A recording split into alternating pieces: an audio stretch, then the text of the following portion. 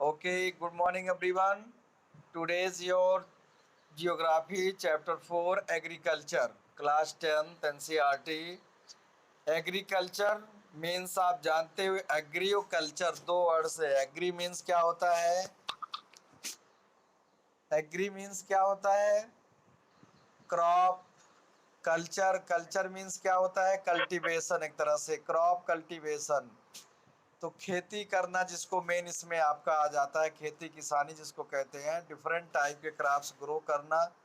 और साथ साथ एग्रीकल्चर में एनिमल हस्बेंड्री भी एक तरह से आता है आपका, जो आप फार्म एनिमल्स पालते हो। अदर जो वर्क होते हैं इसके साथ साथ में डेयरी प्रोडक्शन, चूँकि वो भी एग्रीकल्चर से ही जुड़ा हुआ है आपका। तो यहाँ पे सबसे पहले हम लोग देखते हैं इंडिया। अभी इकोनॉमिक्स में भी हम लोगों ने इससे रिलेटेड चीज़ों को पढ़ा। India is an agriculturally important country. ध्यान से सुनिएगा, अंडरलाइन आप करते रहिएगा जो जो मेन मेन इम्पॉर्टेंट पॉइंट होगा। और जहाँ पे पॉइंट ना समझ में आए आप पूछ भी सकते हो। तो कह रहा है कि India is an agriculturally important country. India क्या है? एक कृषि प्रधान देश है जिसमें नियर अबाउट 80% लोग पहले कृषि से रिलेटेड थे। आज जो है नियर अबाउट 60% कम से कम। 2/3 ऑफ इट्स पॉपुलेशन, 2/3 मतलब वही 2/3, नियर अबाउट कितना 70 population is engaged in agricultural activities. Agriculture is a primary activity. अभी हमने पढ़ा था प्राइमरी, सेकेंडरी और टर्सरी सेक्टर। तो एग्रीकल्चर हमारा प्राइमरी सेक्टर में आता है इंडियन इकोनॉमी। इससे भी जीडीपी जो है इंक्रीज करती है। और पहले तो ज़्यादा जीडीपी जो हमारी एग्रीकल्चर पर ही थी, लेकिन बीच के दशक में फिर ये कम होता गया और टर्सरी सेक्टर से ज़्यादा आज हमारा जीडीपी ग्रोथ होता है।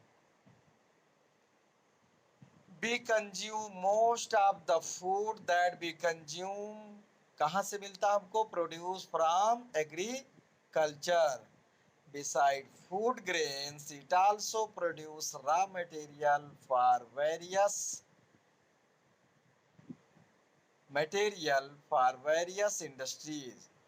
तो हमारी जो सब्सिस्टेंस चीज़ें हैं, जो लाइफ के लिए नीड है, उसको प्रोवाइड करने के बाद जो सीरियल्स अनाज हम खाते हैं, दाल चावल गेहूं ये सब जो भी है, इसके बाद भी इससे रॉ मटेरियल हमको प्रोवाइड होता है। किस चीज़ के लिए? अपने इंडस्ट्रीज़ के लिए। जैसे जो सेकेंडरी सेक्टर में आती हैं, शुगर मिल्स हैं, राइस मिल्स है, कॉटन मिल्स है, जूट मिल्स है, और ऐसे जो कि इनका बेस मेन जो है एग्रीकल्चरल प्रोडक्ट है, raw material. Can you name some industries based on? अभी हमने नाम दे ही दिया आपको। Moreover some agricultural product like tea, coffee, spices etcetera are also exported. इनको हम डायरेक्ट एक्सपोर्ट करते हैं, कॉमर्शियल क्रॉप जिनको हम कह सकते हैं। और इनसे नकदी फसल मिलती है, नगद पैसा मतलब मिलता है। अब टाइप्स ऑफ फार्मिंग पे आ जाइएगा। Agriculture is an age old economic activity in our country. Age old मतलब जब से सिविलाइजेशन हुआ, अर्ली ह्यूमन सेटलमेंट हुआ, मीन्स नियोलिथिक एज में जब खेती करना वो शुरू किया तो एक जगह सेटल होना शुरू किया और जानवरों को पालना, टेमिंग, तो ये सब तब से चला आ रहा है। Over these years, cultivation method have changed significantly depending upon the characteristics of physical environment। तब से आज तक तरह तरह के चेंजिंग आती रही। कल्टीवेशन सिस्टम में पहले लोग कैसे खेती करते थे? उनके पास इक्विपमेंट नहीं थे। वुडन हरो होता था, वुडन प्लग होते थे, bells, bullock cards.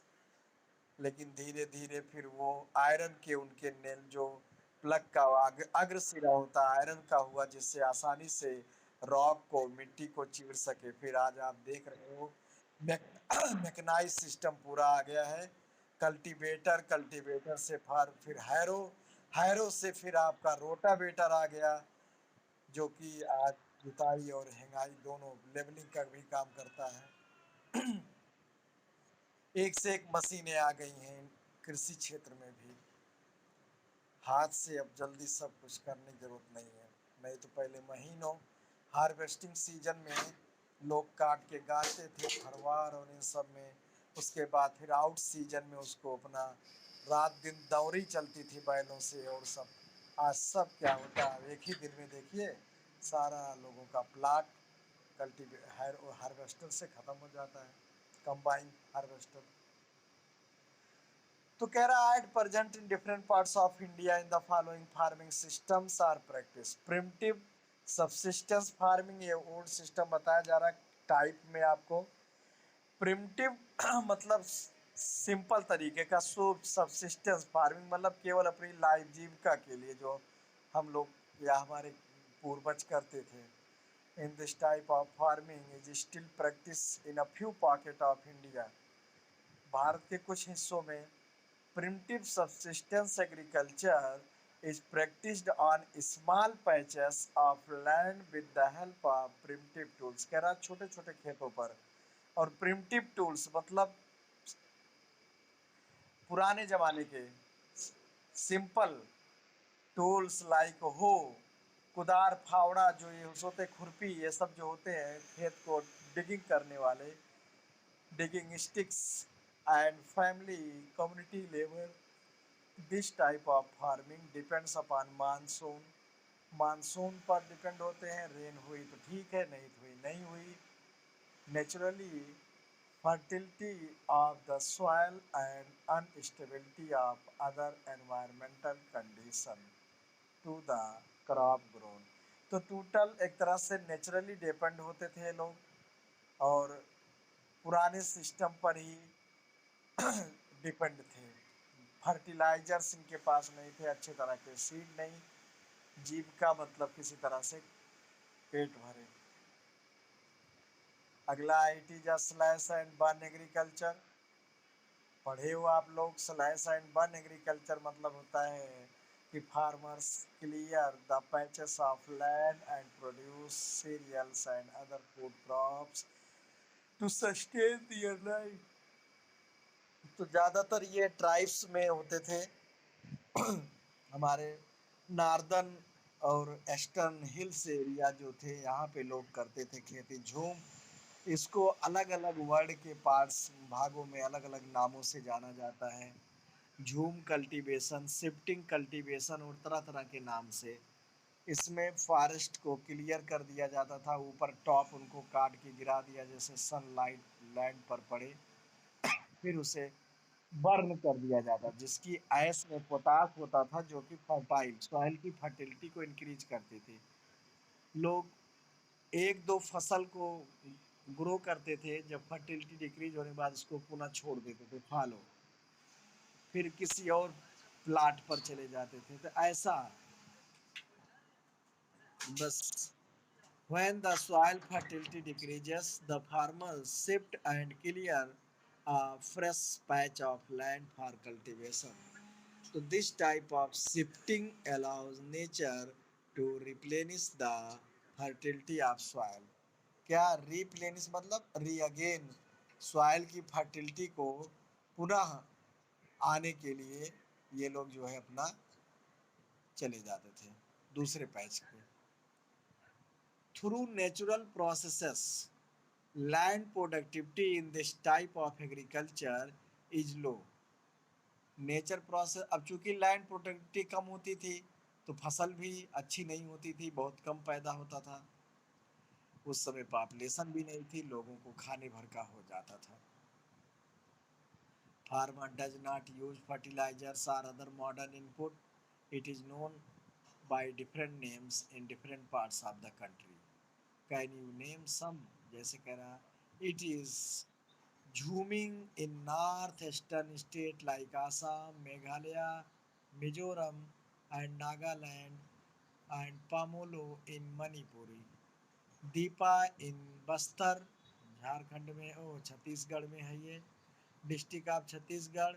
And in Andaman and Nicobar, तो यहाँ पर अलग अलग नामों से, कहीं दीपा, कहीं पामोलो, कहीं जो है झूम। अब झूमिंग आ जाइए।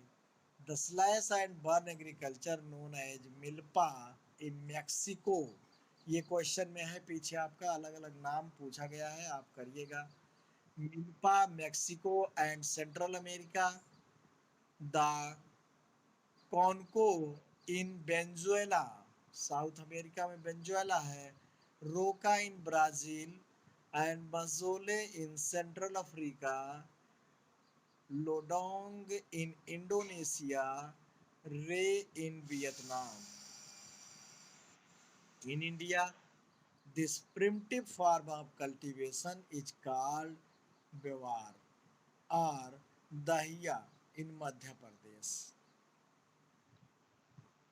Podu or Pendu in Andhra Pradesh. Pama Dobi or the common or Bringa in Odisha.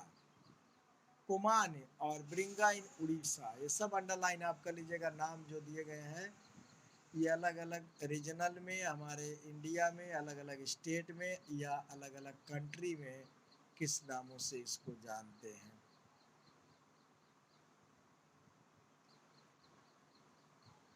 In south eastern Rajasthan the वाल्टर कहते हैं वहाँ पे। Khil in the Himalayan belt and kurua in Jharkhand and jhuming in north eastern state.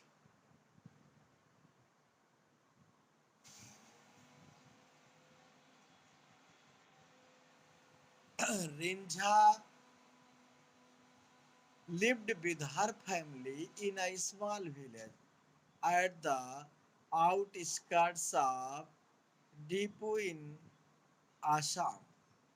कह रहा है एक परिवार का यहाँ पे दिया गया कि रिंझा जो है अपने परिवार के साथ जो है रहती है कहाँ पे, आसाम के दीपू में। आउट स्कर्ट मतलब बाहरी क्षेत्र में।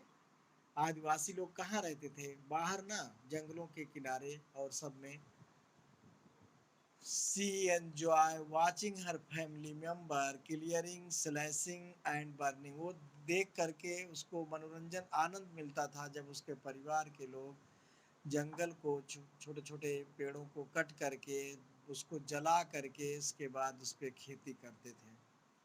Cultivation, see often helps them in irrigating the field with water running through a bamboo canal। वो फसलों की सिंचाई में उनकी मदद करती थी, जो पानी रनिंग किसके द्वारा, बम्बू, बांस का बना करके झरनों से लोग लगा देते थे और बांस के पानी के थ्रू नाली का काम करता था, पाइप जैसे आज है।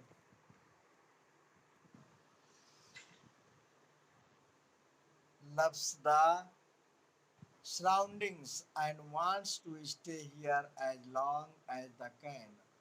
आस पास के परिवेश उसको प्यार था और वो बहुत दिनों तक यहाँ रहना चाहता थी, बल्कि है।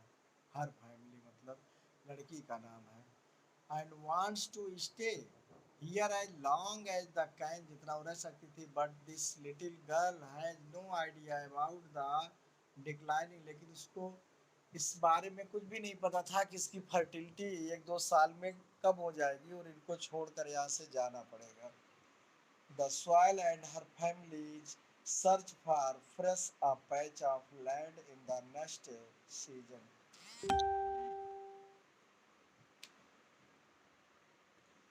प्लांटे, चलिए आगे देखते, चूंकि ये वाला पेज अभी पीछे कटा हुआ है, इसका पूरा पार्ट होना दूसरे पेज में देते हैं आपको।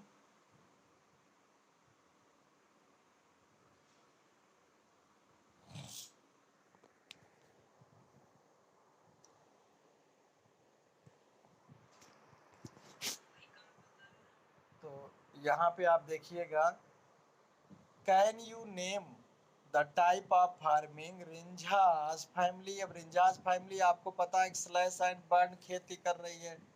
जूमिंग कल्टीवेशन जो है, शिफ्टिंग कल्टीवेशन उसको कह सकते हो। अब आ जाइए इंटेंसिव सबसिस्टेंस फार्मिंग, जो अपनी जीविका के लिए लाइफ को चलाने के लिए, भरण पोषण करने के लिए खेती की जाती है, उसको हम बोलते हैं intensive subsistence. This type of farming is practised in areas of high population pressure on land, मतलब ऐसे एरिया पे जहाँ पे हाई पॉपुलेशन है, मतलब लैंड पर प्रेशर, मतलब जनसंख्या ज़्यादा है और लैंड कम है। It is labour intensive farming, labour intensive मतलब मजदूर, जिसमें मजदूरी ज़्यादा, लोग लेबर की ज़्यादा ज़रूरत होती है। Where high class doses of biochemical input and educational, biochemical inputs मतलब जहाँ पे हम फर्टिलाइजर्स और अदर्स चीज़ें खेतों में डालते हैं। And irrigation are use for obtaining high production, सिंचाई की भी ज़रूरत पड़ती है अच्छा उत्पादन के लिए। Can you name some of the state of India where such farming is practice, ऐसा आप बता सकते हो जहाँ पे ऐसी खेती होती है? तो लगभग मोस्टली ज़्यादातर स्टेट्स ऐसे हैं जहाँ पे इस तरह का होता है।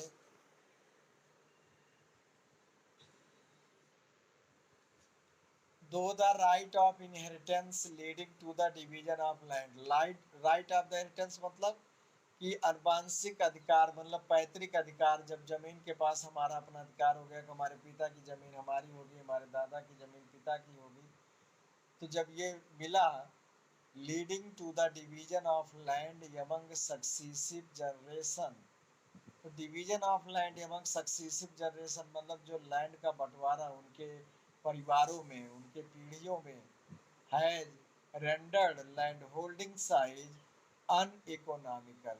क्या हुआ?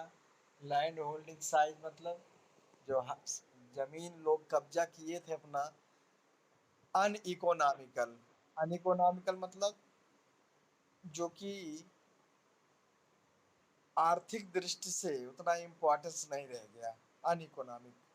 The farmer continue to take maximum output from the limited land, अब किसान के पास जो कि भाई लैंड बढ़ता, बट लैंड तो बढ़ी नहीं, परिवार बढ़ा, तो लैंड बढ़ते गए, छोटे छोटे लोगों के पास पता चला जिनके पास 1 बीघा था उनके 4-6 बच्चे थे, तो उसमें बढ़ता गया, किसी के पास 4 बिस्सा मिला, 5 बिस्सा मिला, और भी। तो अब उसी पर वो ज़्यादा से ज़्यादा खेती करके अपनी जीविका चलाने के लिए, अपने भरण पोषण के लिए उस पर प्रेशर, मतलब लगातार output from limited land to absence of alternative source, चूंकि उनके पास जीविका चलाने के लिए कोई और अल्टरनेटिव सोर्स नहीं था। Thus there is enormous pressure on agriculture, और इस तरह से एग्रीकल्चर लैंड पर एक लार्ज प्रेशर था, मतलब कि कभी उसको खाली नहीं मिलता था, या मिलता है किसानों को, लगातार उसमें कुछ न कुछ सीड ग्रो किए रहते हैं। अब आपका हो गया कमर्शियल फार्मिंग, जो व्यापारिक पैमाने पर होती है खेती, जिससे इनकम मिल रही है, जीडीपी ग्रोथ हो रहा है। The main characteristics of this type of farming is the use of higher doses, ध्यान से आप सुनिएगा, समझिएगा इस चीज को, इधर उधर नहीं, पॉइंट पे जरूर आप देखते रहिएगा बुक की लाइनों को कि क्या समझाया जा रहा है। कमर्शियल फार्मिंग में क्या है कि हायर मॉडर्न सिस्टम से high yielding seed variety, HYV, chemicals, fertilisers, insecticide, pesticides and harvester, rotavators, ये सब। तो मॉडर्न मेथड से खेती हो रही है, जिसमें आउटपुट और इनपुट, मतलब इनपुट अगर ज़्यादा लग रहा है तो आउटपुट भी हमें ज़्यादा मिलेगा। अगर हम पैसा ज़्यादा खर्च कर रहे हैं तो फसल हमारी अच्छी होगी, और उसमें उसको भी अच्छा मिलेगा हमें। आपकी higher degree of commercialisation of from one into hello one into एक क्षेत्र से दूसरे क्षेत्र, एक एरिया से दूसरे एरिया में तरह तरह का सब में अलग अलग सिस्टम था, चूंकि हर चीज में क्लाइमेट भी अपना इफेक्ट डालती है फसल के लिए। कोई फसल कहीं होती, कोई फसल कहीं नहीं होती है। कुछ फसलें हैं जो लगभग हर जगह प्रोड्यूस हो रही हैं। तो ये है, इसलिए कहा गया था degree of commercialisation of agriculture varies from one region to another. For example, rice is a commercial crop in Haryana and Punjab, but in Odisha it is a subsistence crop। कह रहा है उड़ीसा या बंगाल या तमिलनाडु जो कोस्टल एरियाज हैं जहाँ पे चावल ज़्यादा बोया जाता है, ये उनका सब्सिस्टेंस क्रॉप है। वो मेन उसी पर डिपेंड है अपनी जीविका। मतलब बोते हैं दो तीन फसल, जो भी पैदा होता है उसको एक्स्ट्रा करते, लेकिन वो उसी पे डिपेंड। हरियाणा में चावल लोग नहीं खाते, हरियाणा का मेन गेहूं है। इसीलिए चावल वहाँ पे जो पैदा होता है वो कमर्शियल क्रॉप है, उसको बेचते हैं एक तरह से। Can you give some more example of crop which may be commercial in one region and may provide subsistence in other region। क्या आप और कुछ ऐसे फसल के नाम बता सकते हो कि जहाँ कुछ क्रॉप कमर्शियल के रूप में है जबकि दूसरे क्षेत्र में वही सबसिस्टेंस के रूप में है?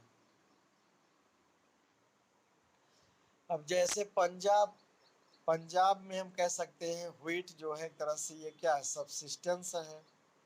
और जो दूसरे देश जहाँ पे, दूसरे स्टेट्स हैं जहाँ पे व्हीट को हम केवल कमर्शियल पर्पज से ग्रो करते हैं, तो वहाँ वो कमर्शियल हो जाएगा।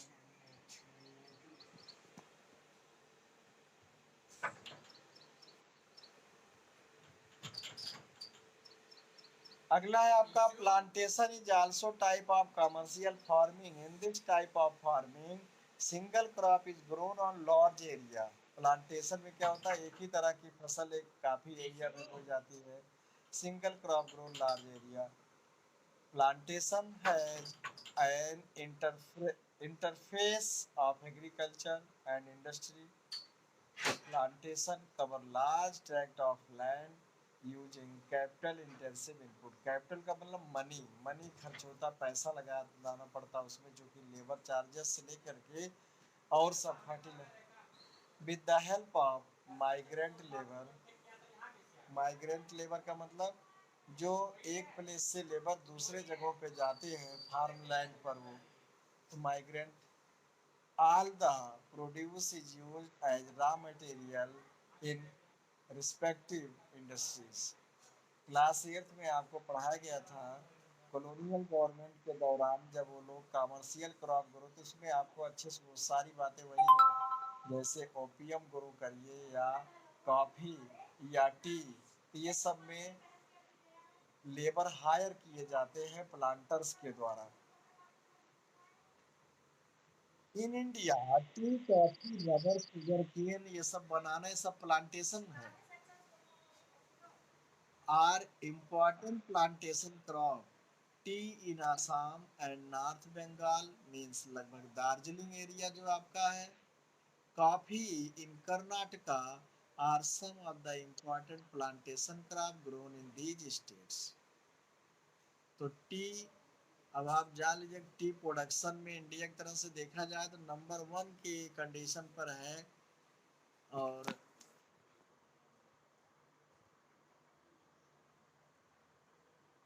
तो ये पहाड़ी एरियाओं पे टी जो होता थोड़ा स्लोप लैंड पर ग्रो किया जाता है, और हाई रेन वाले एरिया में स्लोप हो लेकिन रेन भी जरूरी है। और टी 2 या 3 ईयर के लिए छोड़ा जाता है। कॉफ़ी लगभग 6 ईयर। रबर जो है ये ज़्यादातर कोस्टल एरियाज में ग्रो किए जाते हैं।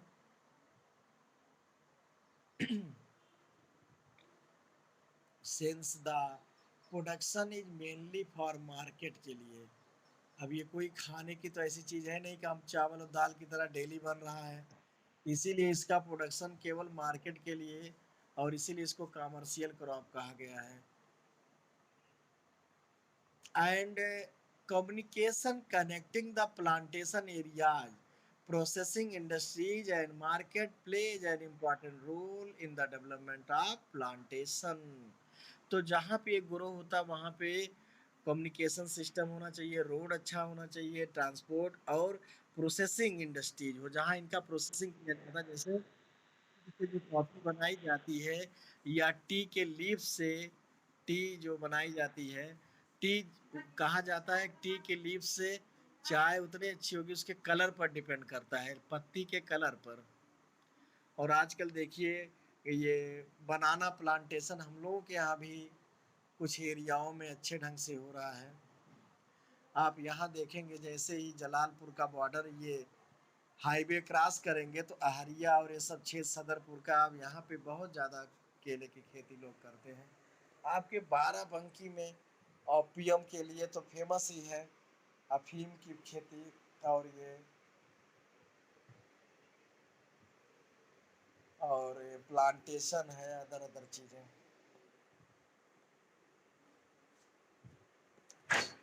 तो आज का टाइम कितना हो गया? 8:05। बात सही, लेकिन अब तुरंत पहले मैं ना पानी आपको घोटना भी अरे खा लो नुकसान। ओके, अगला देखिए। देखिए भी कुल मिला के इधर लगातार जो है एग्जाम के बाद से 26, 30, 27 यही जुड़ रहे हैं सब, 25 लोग। ये गलत बात है और हमने बोला था कि 10th के लिए तो एकदम गलत बात है। और स्कूल जब ओपन होगा तो आप मैक्सिमम संख्या में अपनी स्ट्रेंथ लाइएगा। तो क्रॉपिंग पैटर्न में आपको अगले दिन एक्सप्लेन करेंगे, क्योंकि इसका पेज अभी पूरा है नहीं, मतलब चलिए अच्छा। You have studied the physical diversities and plurality of culture in India। Physical diversity मतलब तरह तरह के लैंडफॉर्म हमारे यहाँ हैं, और कल्चर हम तरह तरह की खेती भी करते हैं अलग अलग जलवायु से रिलेटेड, अलग अलग सुविधा के अनुसार। These are also reflected in agriculture practice and cropping pattern in the country. Various cropping pattern in the country, various types of food and fiber crop, vegetables and fruit, spices and condiments, etcetera. तरह तरह के area में तरह तरह की चीज़ों को हम ग्रो करते हैं। हर चीज़ हर जगह नहीं होती है। Constituent some of the important crop grown in the country India has 3 cropping season, रबी, खरीफ और जायद। तो अभी तो खरीफ की चल रही है, खरीफ की सीजन चल रही है, मध्य में ही है ना, अभी हार्वेस्टिंग टाइम आया है और फिलहाल सोइंग टाइम खत्म हो चुका है। अब अभी उसमें ग्रो का चल रहा है, ग्रोथ। बारिश पर डिपेंड है, बरसात मानसून अच्छी रहेगी तो फसल अच्छी होगी। Rabi crop are sown in winter from October to December, ये सोन बोने का समय है। And harvesting in summer from April to June. जून क्या अप्रैल, ये अब तो जो सिस्टम चला आया है लोग एक ही महीने में सब खत्म कर देते हैं, मई भी नहीं जाता है। Some of the important rabi crop are wheat, barley, peas, gram, and mustard. Though these crops are grown in large parts of India, state from north and northwestern parts such as Punjab, Haryana, Himachal Pradesh, Jammu Kashmir, Uttarakhand, Uttar Pradesh, important for the production of wheat and other rabi crops। अब यहाँ पे availability आप अब यहीं से cut चुका था। Okay, आज यहीं हम समाप्त भी करते हैं।